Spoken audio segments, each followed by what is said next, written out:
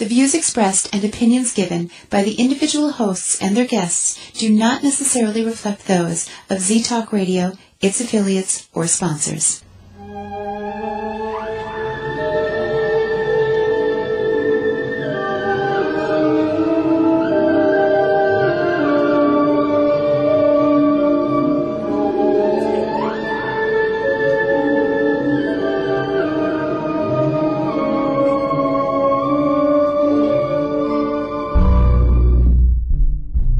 You're listening to the Dark Shadows Radio with your host, Al Warren, only on the Z-Talk Radio Network.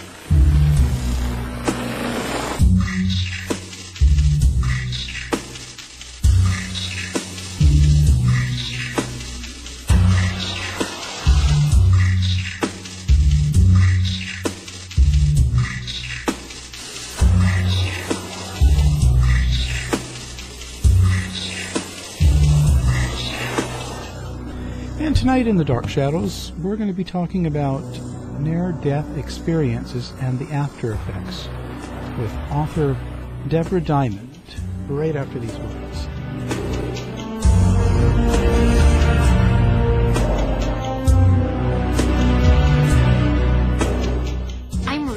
Subway's bringing the flavor with this new guacamole for a couple of reasons. First, people really love our guacamole. Rich and creamy, made from Hass avocados and just a hint of jalapeno to keep it interesting. The other reason is, it's just really fun to say. Guacamole. Guacamole. Guacamole. Guacamole. Guacamole. Guacamole. See?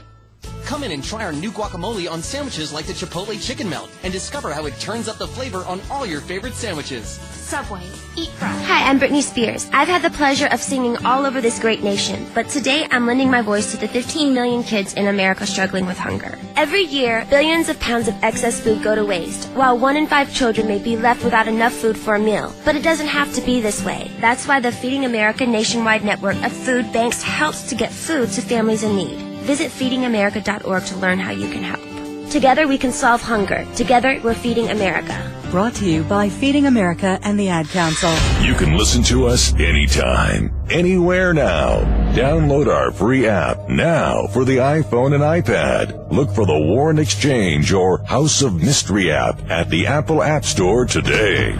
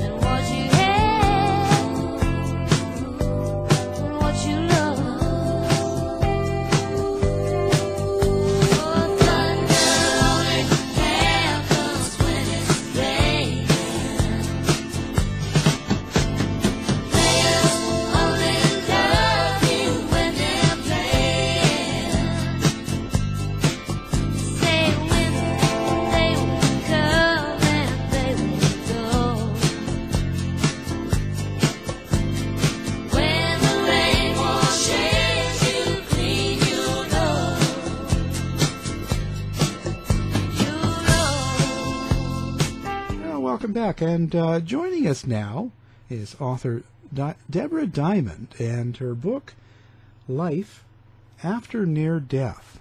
Thank you for joining us on the show. Well, thank you so much, Alan. It is a real pleasure to be here.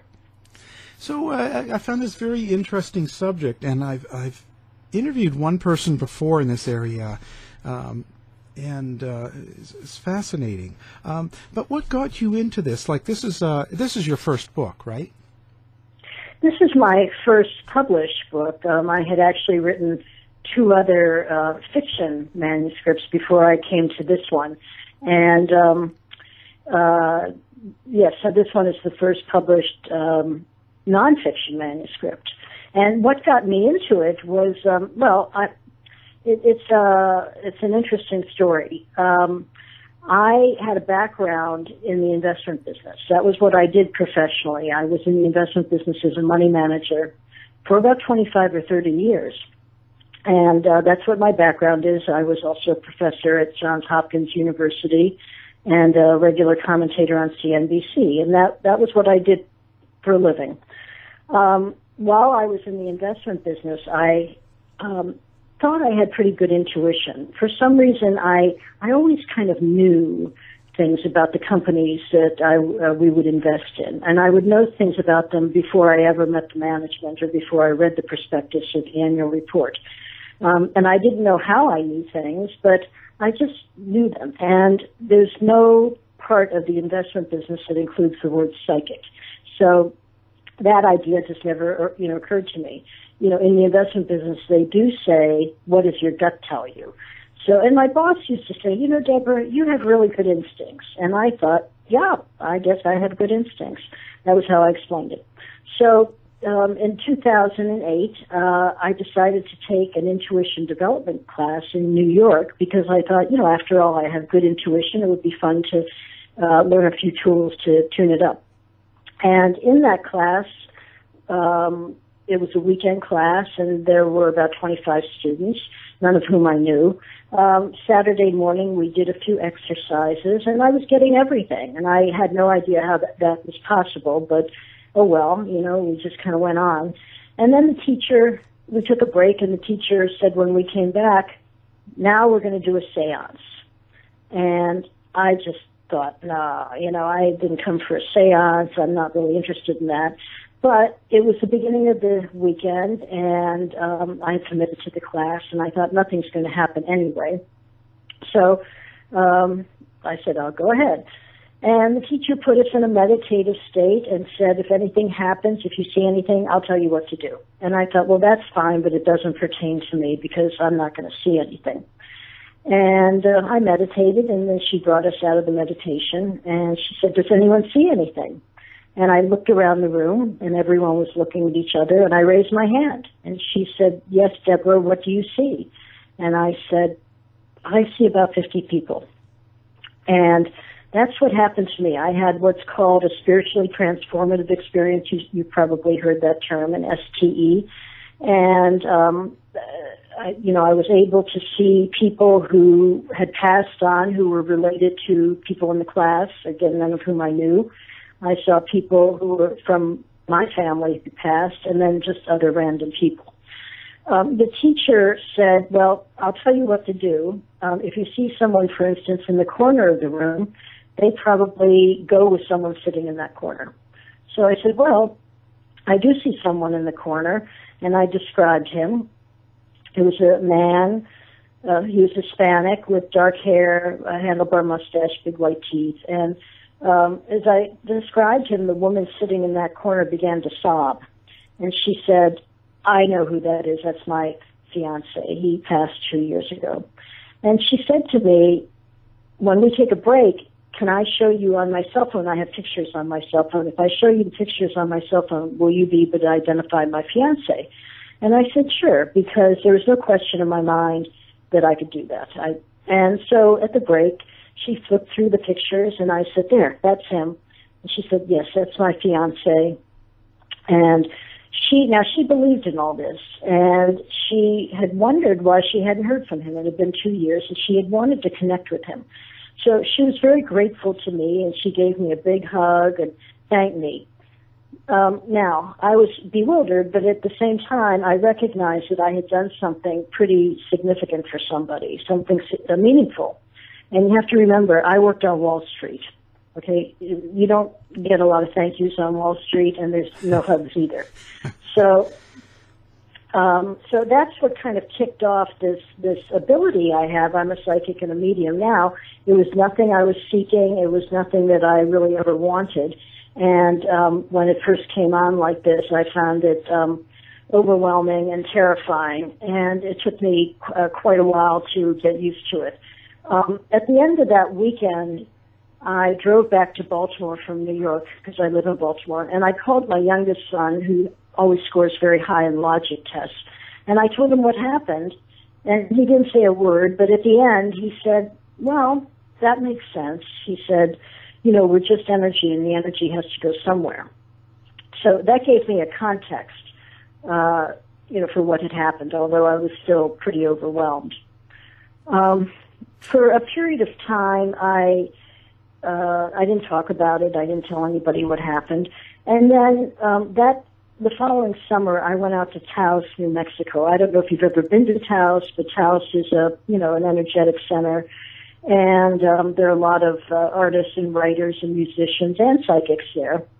And I had been there many times in the past. I'm also a painter and an artist, so I thought I would go out there to paint for a few months. And I rented a place, and what happened was a few years later, I was still there. And that's not an unusual story for Taos. You know, when you ask the locals how long have you been there, they say, I came for a weekend about 20 years ago. So, you know, the mountain has a hold on people. And while I was there, I found that I began to unpack this experience that I had and get used to the idea of, you know, working with the energy. And eventually I came back to the East Coast thinking, well, you know, this is fine for Taos, but in Baltimore, nobody's going to be interested in a psychic. But I found that not to be the case.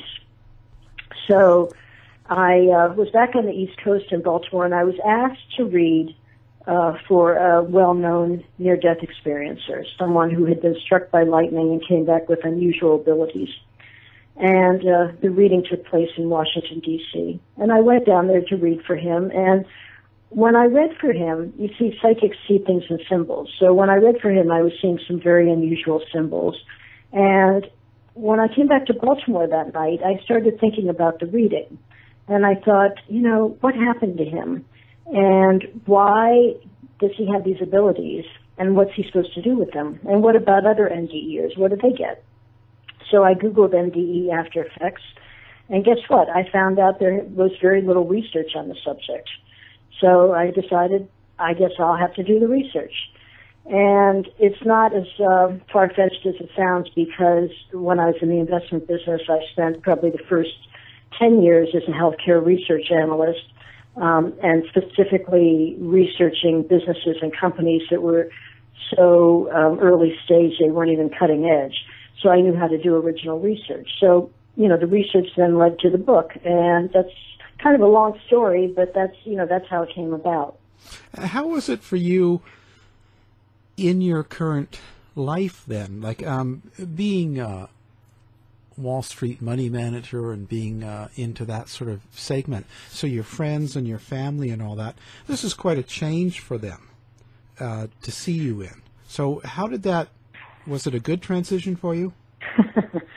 Well, that's a really great question, Alan, and it's pertinent to the book, Life After Near Death as well, because people who have these either near-death experiences or spiritually transformative experiences find that they change. They fundamentally change, and they can't go back to the way they used to be. And what happens is their friends, their family, you know, some of them can't accept what's happened. And, you know, so oftentimes, you know, it can be a very isolating experience.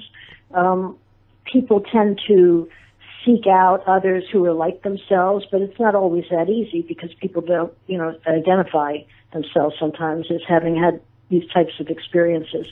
For me, I've been pretty fortunate because my family is fine with it. They're just absolutely fine.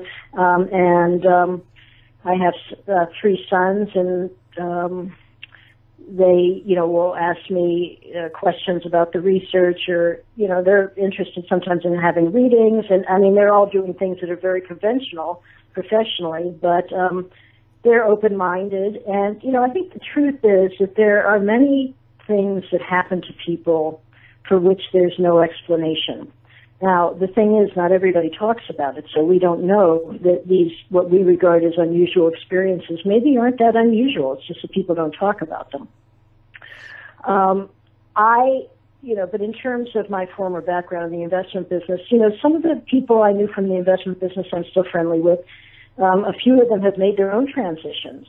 They've moved along in their lives and are no longer in the investment business, and they're doing other things. Some of them, just have no idea what I'm talking about and will never accept this, and that's fine. I'm not here to try to convince anybody. But I think it's just a natural progression in life. I mean, things happen in life to everybody, and you move along, and you either learn to adapt and work with it, or it's difficult. Yeah. And so for people listening, how would you describe a description of what an NDE or near-death experience is? So, many people think that a near-death experience is you have to die and then come back, or be declared clinically dead and come back to life to have a near-death experience. But in fact, that's not really correct. According to Raymond Moody's book, he laid out a number of elements of the NDE, and they included such things as seeing a light and going through a tunnel and having a life review. 8 years after Raymond Moody wrote his book in 1975, Dr. Bruce Grayson at the University of Virginia added on additional elements to how he would define an NDE. Now, the thing is that the media has seized on these elements as the way to shape and define an NDE. So everyone at this point, now thinks that you have to go through a tunnel and you have to see a light and you have to have a life review. And what I found actually that was interesting when I interviewed the people for this book was that many of them felt like maybe their NDEs were inadequate because maybe they didn't see the light, or maybe they didn't have a life review, or maybe they didn't go through the tunnel. And what we found was you don't have to experience all the elements. Some people have very rich NDEs and only experience one or two elements, and some experience many of the elements. But the key is the transformation. Do you come back transformed? And that's really the bottom line, and that's the key, because there are many people who don't remember experiencing anything, but they know something happened to them, and they know something's changed, and they know they can't go back to the way they lived before. How common do you find that the NDEs are? Well, according to the most recent survey, in the United States alone, there are 15 million people who claim that they've had NDEs, which makes me think that the number is probably much higher than that, because many people don't know what a near-death experience is, and they don't know what happened to them. As I said, they just know something happened to them. So, it's very common, and NDEs are not only a phenomenon of our culture, but, they happen throughout the world. There are reports of them from other countries as well. So, and they may, this is anecdotal, this is not scientific, but they may be becoming more common because something seems to be happening where the universe is going through, or our cosmos is going through some sort of transition or transformation, and NDEs are just a part of that. So now, how many people did you interview for this book? I spoke with a universe of more than 50 people. In the book, there are profiles of about 15 people, but I spoke to, more than 50, and at this point, it's probably closer to, 200 people.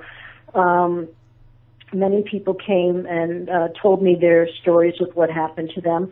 But for this book, I was only interested in particular aspects of their experience. This book is about near-death experience after effects.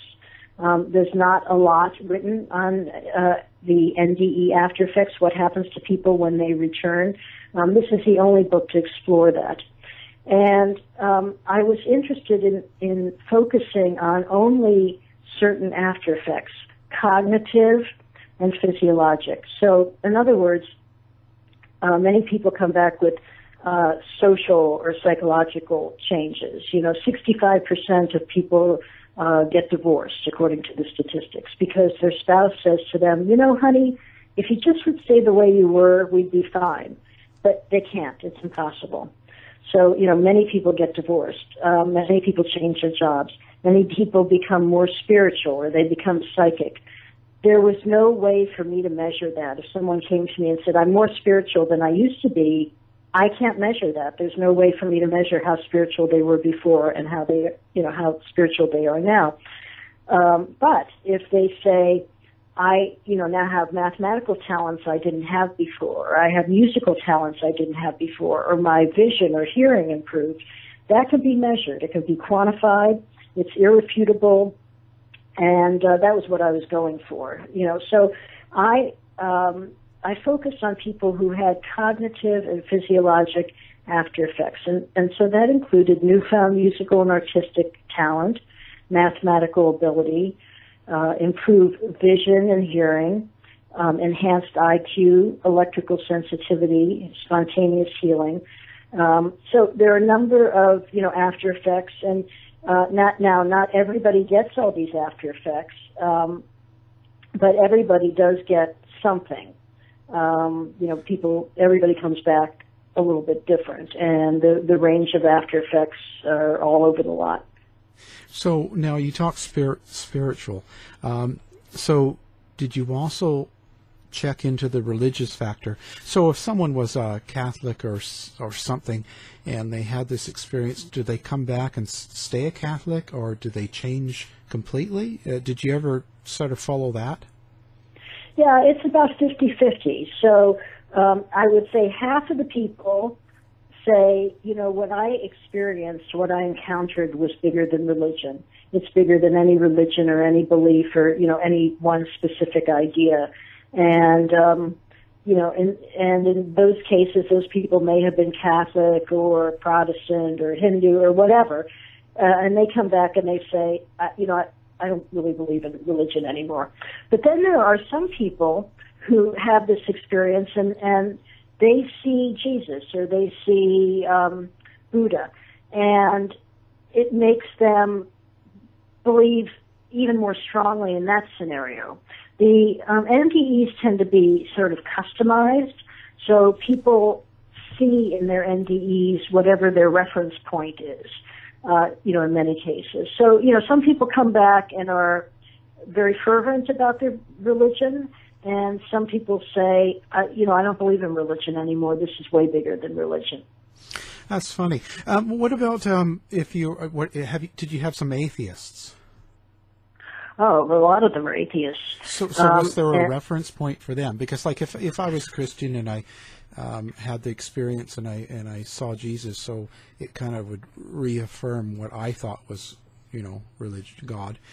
But if I was an atheist, I wouldn't really have that reference point. So what happens there? Well, the experiences, through my filter, I would say this experience is not about religion. It's about something, it's about the cosmos. It's about the universe. It's about energy. And, people who are atheists, and there are many of them that I interviewed, find that they have this experience where, religion doesn't play a factor generally. Jesus doesn't show up. But they are taken out into the cosmos or the universe where they have a very, an experience that they can't explain. They come back, and one of the definitions of an NDE or a mystical experience is that it's ineffable. You can't describe it. So they have that sort of experience which raises their consciousness, and, they come back and they believe in something. They may not believe in religion, but now they believe in something. They believe that there is something greater out there, some greater power, some greater energy out there. And I don't know any of the atheists who came back, at least the ones I talked to, who came back religious, but many of them came back and were convinced that and believed that there's something much bigger than what we experience here on Earth. So now, when you're talking after effects, are there any other after effects other than maybe some people change their jobs, and is there any physical after effects? Physical after effects? Yeah. Well, there are people, there are cases in the book of people whose vision improved or their hearing improved, or they had spontaneous healing as a result, as a result of the NDE, so that, you hear many cases of spontaneous healing. Probably the most famous one now is Dr. Eben Alexander, who wrote Proof of Heaven. He's the former Harvard neurosurgeon. And he had bacterial meningitis, which has a very low cure rate, and people who do survive, and I think the statistics are something like 2%, people who do survive usually don't come back in very good shape. But he came back fine. Now, his case is the most famous because he wrote a book and, has appeared on many talk shows and whatnot. But there are many cases of this, many, many cases. So in Life After Near Death, there's the story of Dr. Rajiv Parti, who was the former chief of cardiac anesthesiology at Bakersfield Heart Hospital in Bakersfield, California. And Dr. Parti was a very type, I would say, double or triple A personality who would drive to work in the morning either in his Hummer or his Mercedes, his sports Mercedes, and if somebody cut him off on the road, he would go after them, and he'd be on the phone with a stockbroker. And he and his wife lived in a 15,000 square foot house, and they needed cell phones to find their kids. So he had a certain kind of lifestyle. Well, one day he was sitting at home with his wife, and he got a call from his doctor, and the doctor said, "I have good news and bad news." And all he heard was the bad news, prostate cancer. So he had surgery for the cancer, and he ended up having 4 surgeries, and at that point he then became depressed, he became addicted to pain pills. It wasn't going well. And after another few surgeries, the doctor decided that they would, try one last thing. But he went into sepsis, into septic shock, and he ended up being ambulanced to the UCLA Medical Center in Los Angeles. While he was on the operating table there in the hospital, he had his NDE. And during his NDE, he had an out-of-body experience, and he saw his sister and his mother drinking tea in India. They live in India, and his sister was wearing a red shirt, or a green shirt and blue jeans, and his mother was wearing a red sari. And a few days after this happened, he did connect with his mother and sister, and they confirmed that at the time he was on the operating table, they were drinking tea, wearing that clothing. So anyway, he had his NDE, and he came back, and he was cured of his cancer, of his depression, of his sepsis, of his drug addiction. Within a few weeks, he sold his cars and bought a Prius. He moved into a smaller house. He quit his medical practice, and he lives a very different life today. So, his is one of the stories of, spontaneous healing. But, as I said, there are many. There's another case in the book of a man, Robert Baer, who's a former South Central LA cop. He's a former policeman. He worked the riot squad in Watts and in Berkeley. He would gas people and beat people. And he actually dropped dead on an airplane. He went to visit his son in Phoenix, and when he was leaving, he said his goodbyes to his son and told him what a nice time he had, and he went to the airport, and he wasn't feeling very well. But he said, according to him, he John Wayne'd it through, and he got on the plane, and he dropped dead. And luckily, there were some paramedics on the plane, and they revived him. But, he had a heart attack, and he was, he actually did clinically die. Now, he had a physical before this happened and had been declared in, good health. And his hearing had been tested and his eyesight had been tested. And his eyesight before his NDE was 20/90. And then he had his eyesight tested after his NDE, and it was 2010, which is better than perfect vision.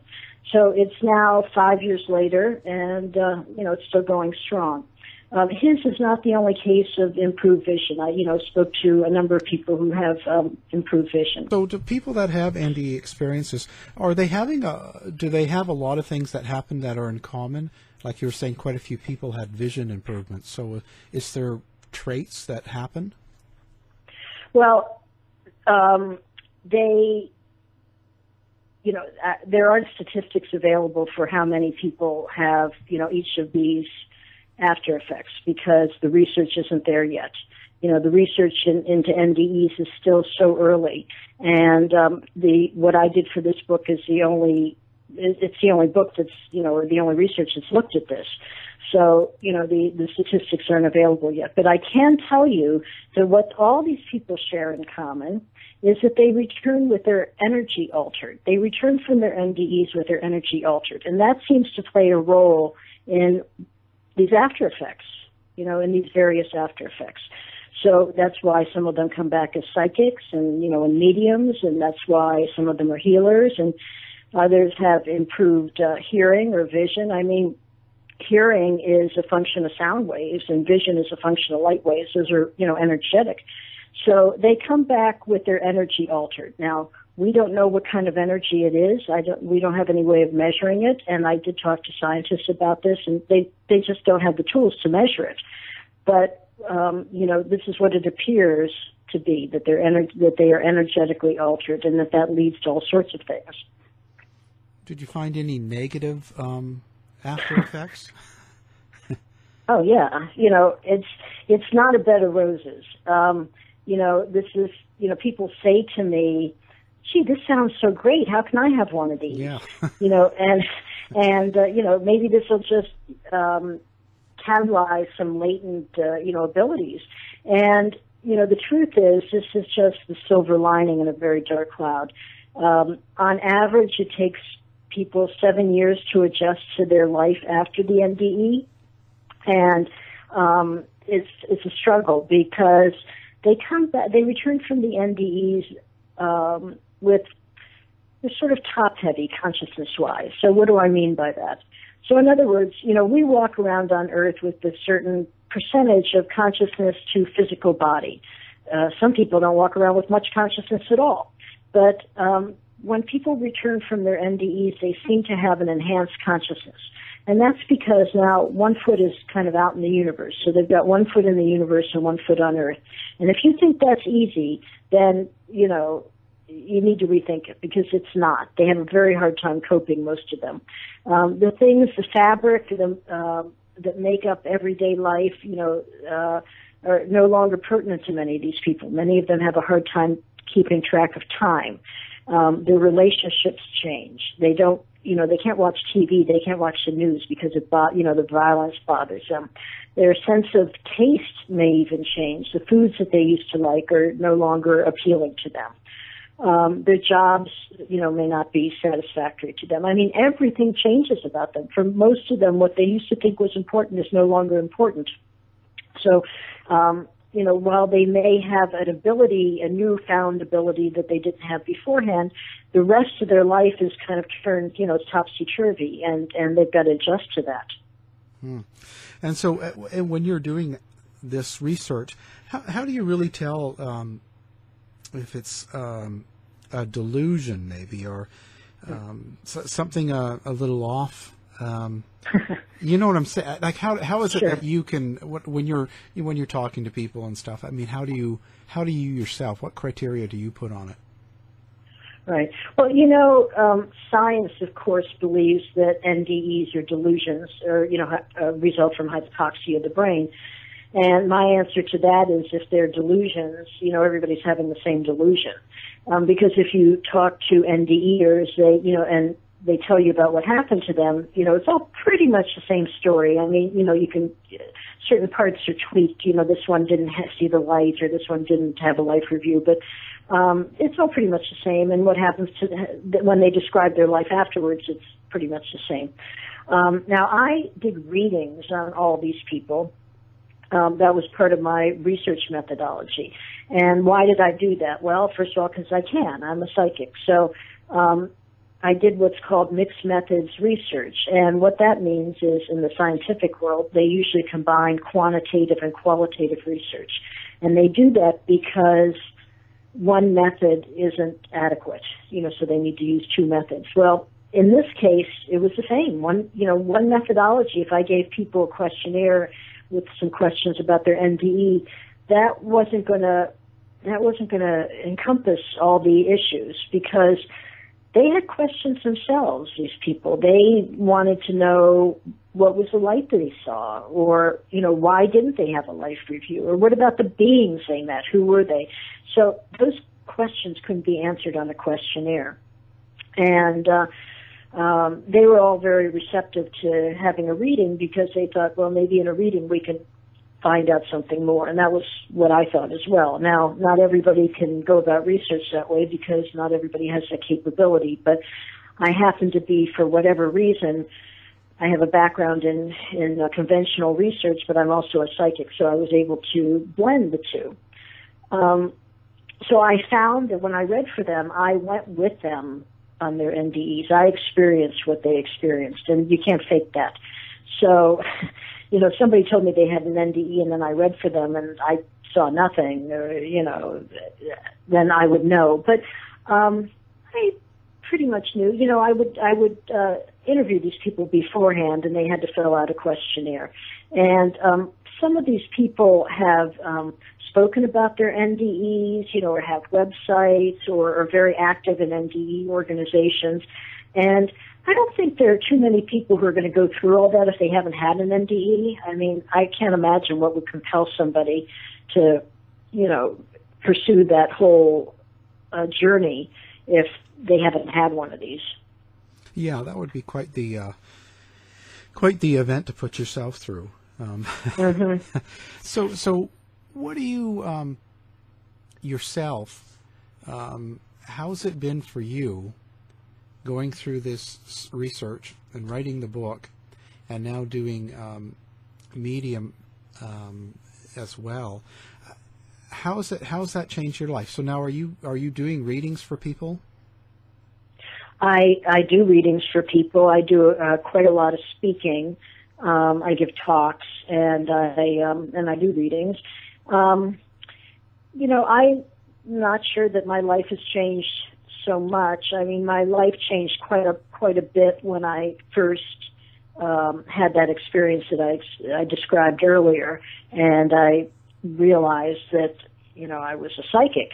That was when the change was most dramatic. But since then, my life has been pretty much the same. I mean, I've been doing readings now for 8 or 9 years, and I've been doing research and writing. And, in my former profession, I did research, and I did a lot of speaking. I was, as I said, I was a regular commentator on CNBC, and I had a radio show, and I did a lot of speaking. So this is nothing new.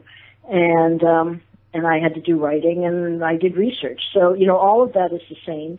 And I had clients. My clients were overseas, but I had clients. So, I have clients now. They come for readings. So it's, in some respects, my life is pretty much the same.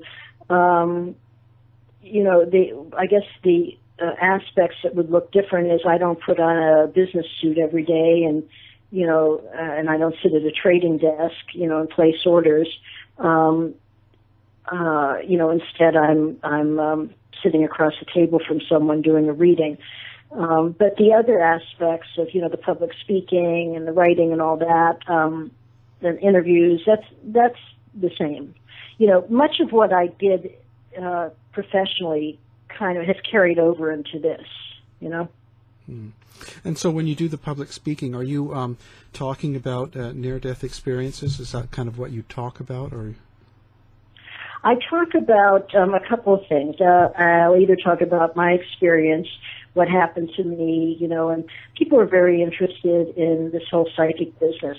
So, I'll talk about what happened to me, and maybe talk about what it means to be psychic and clairvoyance and claircognizance and clairaudience and different types of clairs. So I might talk about that. Sometimes I talk about near-death experiences and what's involved in that. So it varies. Has this changed your opinion? Like, do you believe in reincarnation? I'm always asked that question. It's interesting. Let me just say this about that. Reincarnation is very different from near-death experiences. In reincarnation, you have to die. There are two things that have to happen. You have to die, and then you have to come back in somebody else's body. In near-death experiences, you don't have to be declared clinically dead. So, it's a very different experience. You don't die. You don't, permanently die. So, because if you did, you wouldn't have any after effects. You wouldn't be around to talk about it. So, near-death experiences can happen without having a clinical death, or even if you're clinically dead, declared clinically dead, you come back and you resume your life, and it might look different. Reincarnation is a whole other thing. Reincarnation is about permanent death and then coming back in someone else's body. This did actually kind of change my opinion on reincarnation. I did, I don't want to say I believed in reincarnation, but I did think there was, maybe it sort of, I could go with it.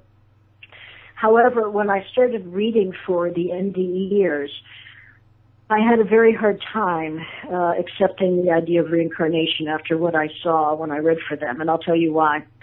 NDEers have their experience, and they go out into the universe. They go out into the cosmos. And the universe is beyond infinite. It's vast. It's beyond vast. It's more than we can ever imagine, and beyond that. And when people pass, it appears that their essence, their energy, continues to exist. Their physical body does not, but their energy continues to exist, and it goes out into the universe someplace.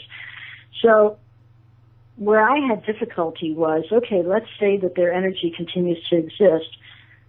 With reincarnation, they would say, then that energy comes back to Baltimore into somebody else's body. And I thought, well, it's a big universe. Why would you come back to Baltimore or to Seattle or to Vancouver? I mean, you could go anywhere in the universe. It just seemed very Earth-centric to say, and very pat, very pat explanation to say, so when you die, you're just going to come back here. It'll be somebody else's body, but you'll still be back here. And I have a hard time with that. I just... Yeah. After having seen what I've seen with these people, there could be other Earths out there. They could go anywhere. Why would they come back to Baltimore? So, yeah. So that's. It sounds kind of funny, but it's not meant as a joke. I really don't. That's where I started to have some issues. Right. And now, do you get any connection with animals? And do you think animals go through the same experience? I don't know if animals have NDEs, but I read for people, and I do see their pets many times. And, it's funny. I read for a homeopathic veterinarian, and when I was reading for her, I saw an island with all these animals who had passed, and I said to her, when you euthanize these animals, do you send them someplace? And she said, oh, yes, I send them to, and then she described this, island that had something to do with Buddhism. And I said, wow, because I see them there, and they're all, really happy and really peaceful. Animals have souls. Everything has souls, has a soul, I believe. And I don't know if animals have NDEs. They don't talk. So I don't know, but I do believe they have a soul. They're made up of energy as well. Everything that's alive is made up of energy, so they're made up of energy, and their essence continues. And as I said, when I read for people, oftentimes they come and they say they want to connect with one of their animals. One of the stranger experiences was when someone wanted me to connect them to their bird who had passed. I'd never like tried to connect to a bird before, but I get them. I got them. Yeah. Usually it's a dog, or a cat. Yeah. And so have you ever had any real, did you do any readings or have any experiences with people that were kind of, I don't want to say bad, but maybe a little bit more, bad. Bad? Yeah, like kind of, I'm thinking in, of course, you're not going to have research done on people that were like Hitler, but someone that was really mean or evil. Like, have you ever come across that yet? Oh, yeah. Yeah. Well, first of all, 2% of NDEs are distressing. Now, there's not necessarily a connection between somebody being a bad person and having an NDE that's distressing. But there's a case in Life After Near Death of an individual who was a bad person, and he would tell you he was a bad person. He is Hispanic, and he was the lightest skinned child in his family. And according to the Hispanic culture, whoever's the lightest skin is a favorite. So when he was kind of a tyrant, so when he said he wanted to eat, everybody had to eat dinner. And when he said he wanted to go on vacation, they all went on vacation. So he had a cousin who called him and said, I am short $2,000. Can you loan it to me? And he said, I'm going to Las Vegas this weekend. Like, don't bother me. And he went to Las Vegas that weekend, and he actually lost $2,000. And it crossed his mind, oh, that was the amount of money my cousin wanted me to lend them. And he thought, oh, well, So anyway, he was his grandmother's favorite. And he had a NDE or an NCE-like experience the night his grandmother died. He went to sleep, and when he was asleep, he had this experience where he saw a number of distressing figures. He went through a tunnel. He was pricked. He had the sensation of being like pricked by like 1,000 needles. It was a very dark experience. And he woke up crying, and the next day he couldn't get out of bed. He was really distressed. That night his cousin called and said, I have bad news for you. And he said, that's okay, I already know. And she said, well, Grandma died last night. And he said, yeah, I already know. And she said, why, did your brothers call you and tell you? And he said, no. She said goodbye to me. So at the exact moment that she passed is when all these things happened to him. And it was very distressing. Now, he spent the next number of years, I don't know if it was 7, but it could be,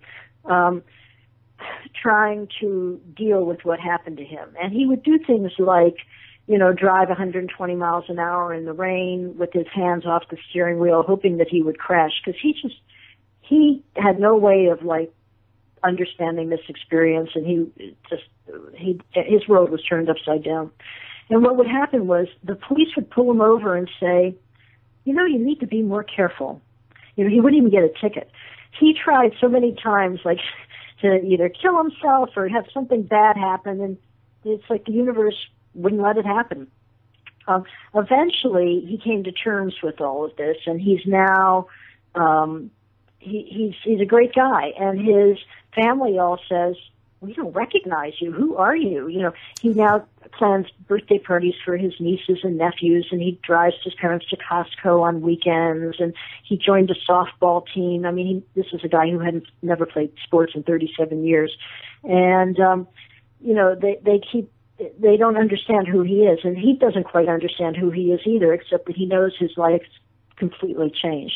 But it changed as a result of this very dark, distressing NDE, and he was not a nice person. He would tell you he was not a nice person.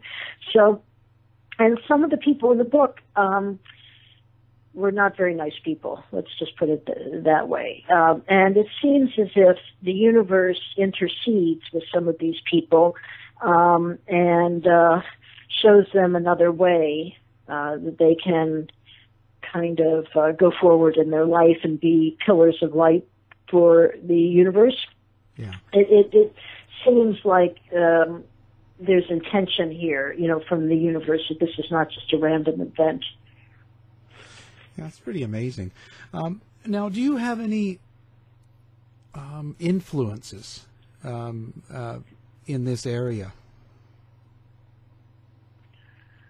The other people that have written, or that they're out on the road, or other people in the near-death or afterlife experiences that you sort of like? So everything that I've always done has always been 5 to 10 years ahead of everyone else. That was my reputation on Wall Street. I was just always someone who would see things that others didn't see, and take that information and do something with it. And that's just sort of the way I'm wired, for better or worse. So I was always the bell cow, was the word in the investment business. That was the cow they, put the bell on so they could figure out where the rest of the herd was going. And that was me. I was the bell cow, and I would be the one to bring in these companies, 5 or 10 years before. I was ahead of the pack. So this is no different. It's just the way I am. So there's no one else in the NDE world that's onto any of this. All the NDE literature is pretty much the same. It's mostly personal narratives of people's individual NDEs, where they say, I saw a light, I went through the tunnel, and the market's flooded with these stories right now as a result of Eben Alexander's book, because I think a lot of people thought, well, if he could tell his story, I'm going to tell mine too. Right. So I felt like I didn't want to write a book like that. Well, first of all, I didn't have an NDE, but I didn't want to write a book like that because where's the value add? I mean, that's a Wall Street term, but it's a Wall Street concept.